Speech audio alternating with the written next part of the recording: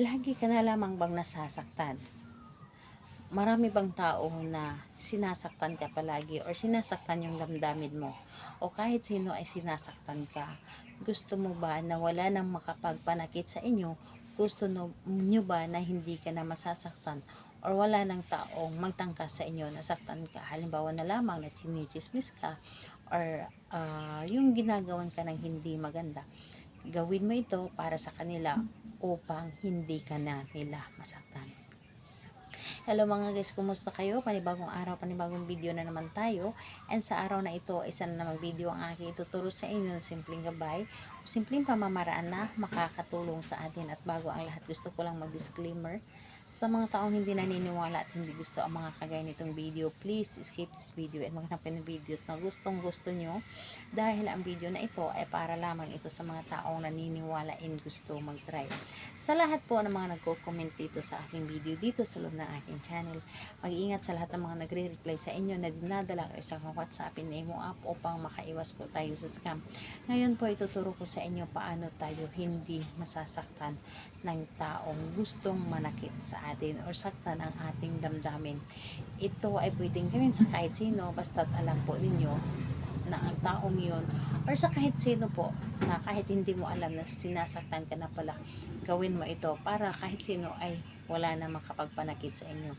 Ang dapat mo lamang ihanda dito is kailangan mo lamang dito maghanda ng isang papel, kailangan mo dito ng isang dahon ng laurel at panulat. Ito lamang ang dapat nating ihanda. So kapag handa na yung akin na ibanggit dito is kailangan mo lamang dito i-ready ang inyong sarili. Kailangan na siguraduhin mo sa inyong sarili na gustong gusto mo itong gawin. Siguraduhin mo na hindi ka nagdududa sa dapat mong gawin. And ayun po, kailangan na buo ang inyong loob sa paggawa nito. And ayun po, kailangan na naniniwala ka sa dapat mong gawin. So, ayun po, kapag ready ka na, pwede mo na itong umpisahan. Ang gagawin mo lamang dito, napakadali lamang. Dito sa isang papel, isulat mo dito lahat ang iyong nais. Isulat mo dito lahat ang nais mo. Halimbawa, ako ay hindi ninyo sasaktan, hindi ninyo sasaktan ang aking damdamin, hindi niyo ako imamaritis o hindi ninyo gagalawin ang aking buhay or hindi, wala kayong pakialam sa akin. At sino man ay hindi ako kayang saktan. Maging mabait kayo sa akin, maging kaibigan ninyo ako, maging totoo kayo sa akin, lahat na. Sabihin mo dito, lahat. Yung tipong, kung ano man yung nasa puso ninyo na gusto ninyong sabihin, isulat po ninyo dito lahat.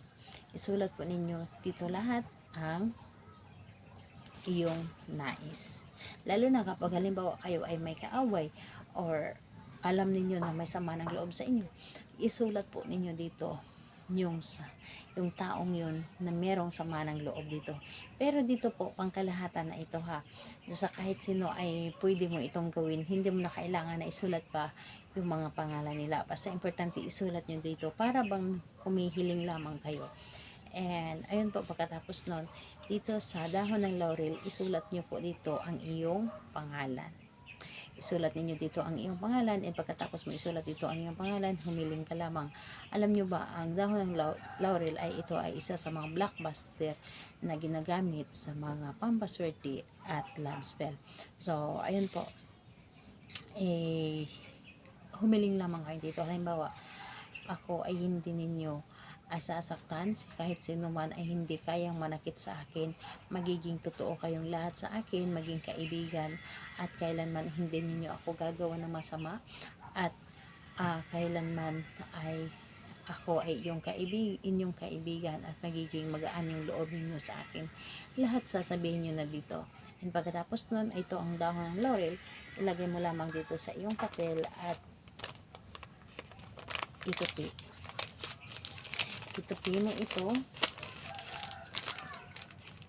nang papunta po dapat sa inyo, papasok po dapat sa inyo. And pagkatapos nun, itong papel na ito, ilagay mo ito doon sa ilalim ng inyong unan or mattress ng inyong higaan. Doon po ninyo ito ilagay, and hayaan ninyo kahit sino ay walang taong manakit sa inyo, yung tipong walang taong kakalabanin ka, sila ay magiging mabait sa inyo, sila ay magiging kaibigan mo, at lahat sila ay kahit sino pa man ay magiging magaan ang loob sa inyo. So gawin lamang ito sa araw ng Tuesday and Friday, and mas maganda magsindi ka ng kandila habang ginagawa mo ito para mas mabigyan ka pa ng mas malakas pa ng energy or dagdag energy ng kandila, dahil ang kandila isa din po ito nakakatulong sa atin. So ayun po, salamat po sa inyo. Bye bye everyone, God bless us all.